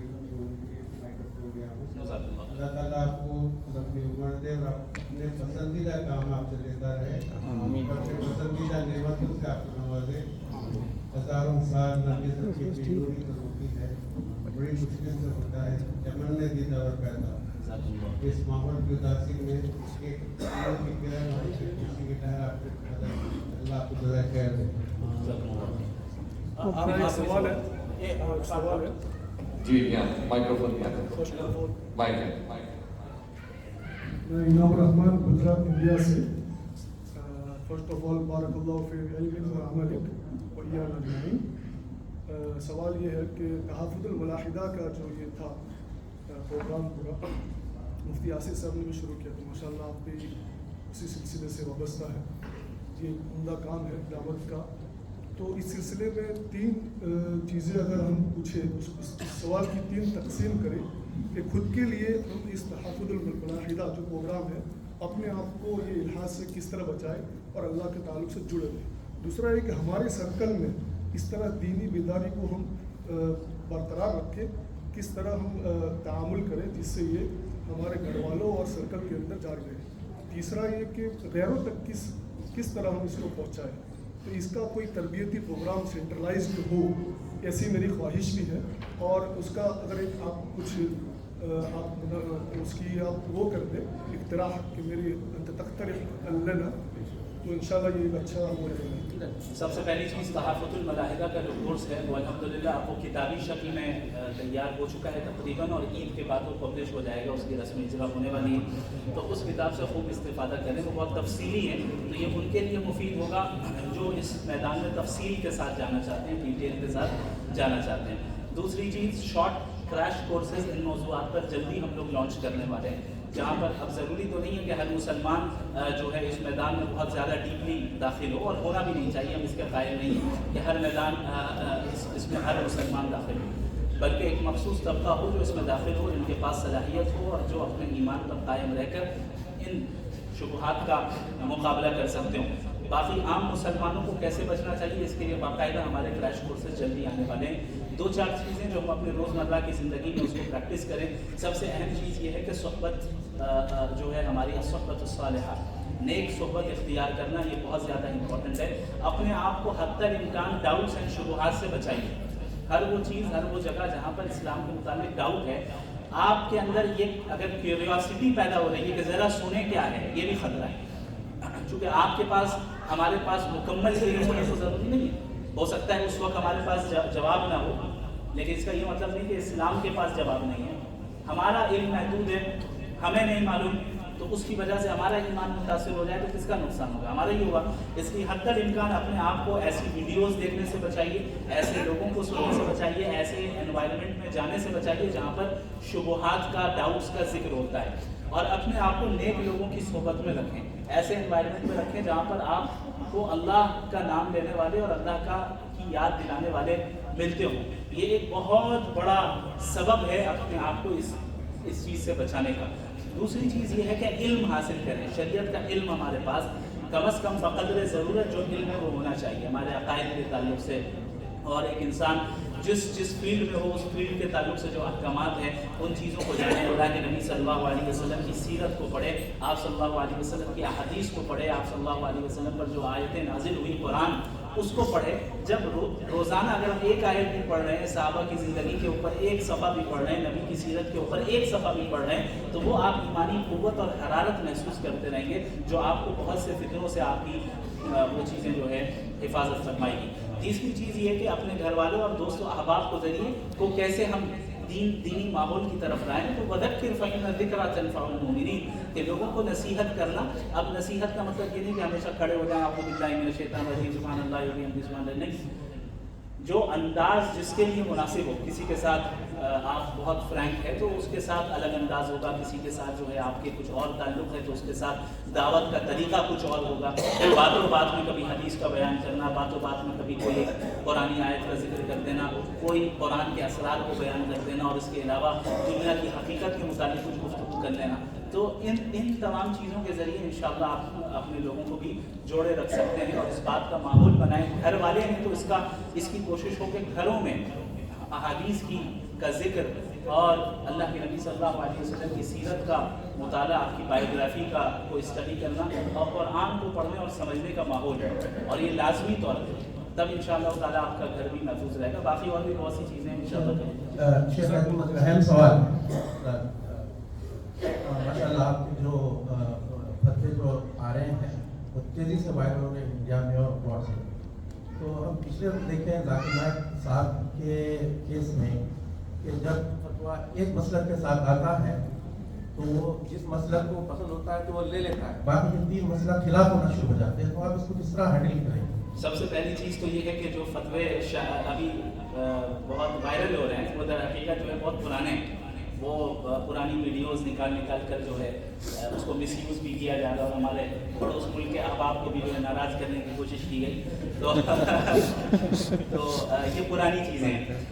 دوسری چیز یہ ہے کہ ذاکر نائک صاحب مفتی نہیں تھے, تو وہ کسی بھی نہیں ہیں وتھ ڈیو رسپیکٹ, اور ان کا اپنا مقام ہے, مرتبہ ہے, ہمارے بڑے ہیں, اور اس فیلڈ میں بالخصوص کمپیریٹیو اسٹڈی جو ہے ریلیجن کے درمیان اس میں بڑی مہارت رکھتے ہیں, اس سے استفادہ کرتے ہیں. ان سے اللہ ان کی حفاظت فرمائے, ان کو اپنے حفظ و امان میں رکھنے میں ذائقہ عطا فرمائے, لیکن وہ مفتی نہیں ہیں. تو اس وجہ سے علماء نے ان کو یہ کہا کہ آپ کسی بھی طرح کا فتویٰ کسی بھی مسلک کے مطابق نہیں دے سکتے, you are not eligible to give فتویٰ. ٹھیک ہے. باقی جو علماء جنہوں نے باقاعدہ تدریب افتاء کیا ہے اور جو باقاعدہ علوم شرعیہ انہوں نے پڑھا ہے اور ان کو اجازت دی گئی ہے کہ وہ فتویٰ دے سکتے ہیں, تو یقیناً ان کے فتویٰ دینے میں کوئی حرج کی بات نہیں ہے, وہ اپنے مسلک کے مطابق فتویٰ دیں. لیکن جب مسئلہ یہ آتا ہے کہ ایک فتویٰ آئے کسی ایک اسکول آف تھاٹ کے مطابق اور باقی اسکول آف تھاٹ والے ناراض ہو جائیں, تو یہ پرابلم عوام میں ہے. ہمیں یہ سمجھنا چاہیے کہ جو فروعی مسائل ہیں اسلام کے, جو سب ایشوز ہیں, جو فقہی مسائل, مثال کے طور پہ رفعین کرنا ہے نہیں کرنا ہے, آمین زور سے بولنا ہے آہستہ بولنا ہے, اس کے علاوہ جو بھی فقہی مسائل ہیں, ان سب میں علماء کے درمیان اور فقہا کے درمیان ہمیشہ سے ڈفرینٹ اوپینینز رہے ہیں الگ الگ دلائل کی بنیاد پر. یہ مسائل حق اور باطل کو طے نہیں کرتے ہیں. ان مسائل سے طے نہیں ہوتا ہے کہ کون حق پر ہے کون باطل پر ہے. حق اور باطل کا معیار عقیدہ ہے, فقہی مسائل نہیں ہے. لہٰذا جو جس اسکول آف تھاٹ سے فالو رکھتا ہے اس کے مطابق فقہی مسائل پر عمل کرے. مثال کے طور پہ اگر میں فتویٰ دیتا ہوں تو میں فقہ حنفی کے مطابق دیتا ہوں, تو جو فقہ حنفی کو فالو کرتے ہیں وہ ان مسائل میں اس کو فالو کریں. اور کوئی اگر ایسے ہیں جو فقہ حنفی کے علاوہ دوسرے اسکول آف تھاٹ کو فالو کرتے ہیں فقہی مسائل میں, تو وہ اس کو نہ فالو کریں بلکہ اپنے علماء اور اپنے مفتیان کی طرف سے جو فتاویٰ آ رہے ہیں اس کو فالو کریں. لیکن فقہی مسائل اور فتاویٰ یہ آپسی لڑائی یا انتشار کا ذریعہ نہیں بننا چاہیے. اس مسئلے میں ہمیں عوام کو ایجوکیٹ کرنا پڑے گا. کہ دیکھو صحابہ کے درمیان بھی اختلاف تھا. بہت معروف واقعہ ہے بنو قریظہ کا. اللہ کے نبی صلی اللہ علیہ وسلم نے صحابہ کرام کو روانہ کیا بنو قریظہ کے پاس اور کہا، آپ نے فرمایا کہ تم میں سے ہر شخص عصر کی نماز بنو قریظہ میں ہی پڑھے. لا یصلین احدکم العصر الا فی بنی قریظہ. اب کیا ہوا، صحابہ کو بنو قریظہ کے قبیلے تک پہنچنے میں تاخیر ہو گئی. اب دو آپشنز ہیں کہ بنو قریظہ کے قبیلے تک پہنچتے پہنچتے عصر کی نماز قضا ہو جائے گی. اب وہاں پہ جا کر ہم جو ہے عصر اور مغرب پڑھیں گے، عصر قضا کر کے پڑھیں گے. اور دوسرا آپشن یہ ہے کہ ابھی ہی ہم عصر کی نماز پڑھ لیں وقت میں، لیکن نبی کی حدیث سے ٹکراؤ ہو رہا ہے. آپ نے فرمایا کہ وہیں جا کر پڑھنا ہے. اب صحابہ کے درمیان اختلاف ہو گیا کہ ہمیں کیا کرنا ہے. بعض صحابہ نے کہا کہ چونکہ نبی کریم صلی اللہ علیہ وسلم نے فرمایا کہ بنو قریظہ میں جا کر ہی عصر کی نماز پڑھنا ہے، تو اب چاہے عصر قضا ہی کیوں نہ ہو جائے وہیں آگے پڑھیں گے. تو صحابہ کی اس جماعت نے عصر کی نماز قضا کر دی، نہیں پڑھا. جب وہ بنو قریظہ میں پہنچے تب جا کر جو ہے انہوں نے جماعت سے عصر کی نماز پڑھی. دوسری جماعت جو صحابہ کی تھی انہوں نے کہا کہ نہیں، نبی کی ان کا منشا اور ان کا جو یعنی مقصد تھا اس قول کے پیچھے وہ یہ تھا کہ تم جلدی پہنچ جاؤ بنو قریظہ میں، مغرب کے وقت کے آنے سے پہلے پہنچ جاؤ اور وہاں جا کر تم عصر پڑھنا. یہ ہرگز مطلب نہیں تھا کہ اگر تاخیر ہو جائے تو عصر کو قضا کر دینا، جو کہ قرآن کہتا ہے ان الصلاۃ کانت علی المؤمنین کتابا موقوتا. اب آپ دیکھیں دونوں کی الگ رائے ہے، اور رفع یدین کرنا، آمین کہنا یہ بڑا مسئلہ ہے یا نماز قضا کر دینا یہ بڑا مسئلہ ہے.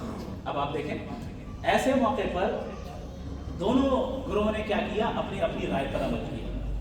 بعض نے قضا کیا اور وہاں جا کر ادا کی، اور بعضوں نے وہی نماز ادا کر دی اگرچہ وہ بنو قریظہ میں نہیں پہنچے. بعد میں دونوں اللہ کے نبی صلی اللہ علیہ وسلم کے پاس آئے اور آپ صلی اللہ علیہ وسلم کو پورا مدعا بتایا کہ بھائی یہ چیزیں پیش آئی، انہوں نے نماز قضا کر دی اور ہم نے نماز پڑھ لی، جبکہ آپ نے بتایا تھا کہ بنو قریظہ میں پڑھنا ہے. راوی کہتے ہیں وَلَمْ يُعَنِّفْ أَحَدًا مِنْهُمْ. آپ صلی اللہ علیہ وسلم نے دونوں میں سے کسی پر سختی نہیں کی، چھوڑ دیا. تو فقہی مسائل میں فقہا اجتہاد کر سکتے ہیں دلائل کے ذریعے سے، اس میں نبی نے اجازت دی ہے. اور اس اختلاف کے باوجود صحابہ کی کسی جماعت نے دوسرے کے اوپر تان نہیں کیا، ارے تم نماز چھوڑ دے رہے ہو، ارے تم نبی کی حدیث کے خلاف عمل کر رہے ہو. نہیں، یہ وہ مسائل جس میں اجتہاد کی گنجائش ہے، اس میں ہمارے اندر تحمل ہونا چاہیے کہ ہم جس اسکول آف تھاٹ سے فالو کرتے ہیں اس کے مطابق ہم عمل کریں گے. باقی جو دیگر اسکول آف تھاٹ والے ہیں ان کے پاس بھی اپنے دلائل ہیں، ان کے آراء کو بھی ہم یہ نہیں کہہ سکتے کہ باطل ہے. تو اگر کوئی اس پر عمل کر رہا ہے، وہ اس اسکول آف تھاٹ سے تعلق رکھتا ہے، تو ہمارے اندر تحمل ہونا چاہیے اور ذہن میں وسعت ہونی چاہیے کہ بھائی ٹھیک ہے یہ بھی کر سکتے ہیں، ہم اس اسکول آف تھاٹ سے فالو کرتے ہیں، ہم یہ کریں گے. تو جب یہ تحمل ہمارے اندر آئے گا تو پھر اس طریقے سے انشاءاللہ کسی طرح کا کوئی انتشار نہیں ہوگا. جہاں تک عقیدے کا معاملہ ہے تو عقائد میں انحراف اور اختلاف کی گنجائش نہیں. السلام علیکم. جی ایک منٹ چھوٹا سا ایک سیکنڈ. یہ لاسٹ کوشچن رہے گا بھائی، باقی تک یہ میں معذرت چاہتا ہوں کہ وقت بہت زیادہ ہو چکا ہے، اس کے بعد ہم لوگ اس اختتام پہ پہنچنے والے ہیں. آگے سوال. السلام علیکم. میرا مختصر اچھا ٹھیک ہے، یہ والی سائڈ کا آخری سوال، ایک سوال ٹھیک ہے. ایک مختصر سوال یہ ہے کہ لوگوں کے اندر آج کل یہ غلط فہمی ہوتی ہے، جس طرح سے آپ کا مدرسہ ہے جہاں سے آپ نے پڑھائی کری ہے دارالندوا، اور ہمارے یہاں پڑھائی ادارہ ہے دارالعلوم دیوبند. تو یہ لوگ سمجھتے ہیں دونوں الگ الگ ان کے راستے ہیں اور الگ الگ فرقے بھی فالو کرنے والے ہیں. تھوڑا سا اس کا خلاصہ کرتے ہیں کہ نوجوان طبقے کو یہ پتہ چلے کہ یہ دونوں الگ الگ نہیں ہیں. اس کے بارے میں تھوڑا سا خلاصہ. ماشاء اللہ. دارالعلوم ندوۃ العلماء ایک مستقل ایک ادارہ ہے، ایک یونیورسٹی ہے، ایک مدرسہ ہے. دارالعلوم دیوبند بھی ایک الگ مدرسہ ہے، اور بھی کئی سارے مدارس ہیں. نصاب سلیبس میں فرق ہے. ہمارے یہاں کے سلیبس میں دوسری کتابیں ہو سکتی ہیں، ان کے یہاں تیسری کتابیں ہو سکتی ہیں، کسی اور کے یہاں کوئی اور کتاب ہو سکتی ہے. تو یہ اختلاف جو ہے یہ ایسا اختلاف ہے جو حق اور باطل کا معیار نہیں ہے. اصل حق اور باطل کا معیار صحیح عقیدے سے طے ہوگا کہ جو صحیح عقیدے پہ ہو وہ حق پر ہے، اب چاہے ندوے کا ہو، دیوبند کا ہو یا کسی اور ادارے کا ہو، اور جو غلط عقیدے پہ ہو وہ غلط ہے، چاہے ندوے کا ہو یا دیوبند کا ہو. تو یہ ندوہ دیوبند یہ حق اور باطل کو یہ طے نہیں کرتا ہے. حق اور باطل کو کا جو معیار ہے وہ قرآن و سنت ہے. جو قرآن و سنت پر قائم ہوگا، چاہے مدینہ یونیورسٹی میں پڑھتا ہو जामिया अजहर में पढ़ता हो, जो देवबंद में पढ़ता हो, नदवी में पढ़ता हो, जामिया सलफिया में पढ़ता हो, कहीं भी पढ़ता हो, जिसके अकायद सही हैं, जिसके अफकार सही हैं, जिसका मनहज सही है वो हक़ पर है, और जिसका मनहज गलत है वो गलत पर है, चाहे किसी भी इदारे से और किसी भी ख़ानदान से ताल्लुक़ रखता हो। ये आखिरी सवाल है, माज़रत चाहता हूँ, ये आखिरी सवाल है। अस्सलाम वालेकुम वरहमतुल्लाहि वबरकातुहू। मेरा सवाल ये है कि जिस तरह की मुनाज़रा साहब के साथ, तो उसमें अल्हम्दुलिल्लाह हम लोग बहुत बुस्टअप हुए, लेकिन हमारे दरमियान हमारे जो वतन रहने वाले साथी हैं, चूँकि मुतनफ़िर हैं, इसलिए हमारी बात होने के बावजूद भी नहीं हो पा रही है। तो हमें ऐसा क्या अमल करना चाहिए, ऐसा कदम उठाना चाहिए हमारे दरमियान हमारी बातें जो हैं हमारी बात असरअंदाज हो लोगों के अंदर। देखें, बातों में तासीर हो और कौन सा अंदाज हो जो ज़्यादा मुअस्सिर हो, इसके लिए बहुत कोशिशें हो रही हैं और अल्हम्दुलिल्लाह कामयाब हैं। बातों में तासीर डालना या किसी को मुतासिर करना, इसके मुकल्लफ हम नहीं हैं। हम मुकल्लफ इस बात के हैं कि हम अल्लाह के पैगाम को अच्छे उसलूब और अच्छे अंदाज में पहुँचा दें। फ़स्दा बिमा तुमर वअरिद अनिल मुशरिकीन या अय्युहर रसूल बल्लिग़ मा उनज़िला इलैका मिन रब्बिक। तो अब हम अगर ये समझें कि भाई हमने इतनी तकरीरें कर दी, इतने मुनाज़रे हो गए, इतनी दावत का काम कर दिया, इतनी जमातें वजूद में आ गई, लेकिन फिर भी सारे लोग मुसलमान नहीं हो रहे, ये हम इसके मुखल्लफ ही नहीं हैं। ये तो उनका इख्तियार है कि वो इस्लाम को कबूल करें या ना करें। फमन शाअ फलयकफुर वमन शाअ फलयुमिन। जो चाहे वो काफिर हो जाए, जो चाहे मुमिन हो जाए। नतीजा अल्लाह ने ज़ाहिर कर दिया, मुमिन हो गए ये मिलेगा, काफिर हो गए ये मिलेगा। जो तरीके होने चाहिए चीज़ों को मुअस्सिर बनाने के लिए, अल्हम्दुलिल्लाह वो हर तरह के तरीके इख्तियार किए जा रहे हैं हमारे मुल्क में, अल्लाह के फज़ल से।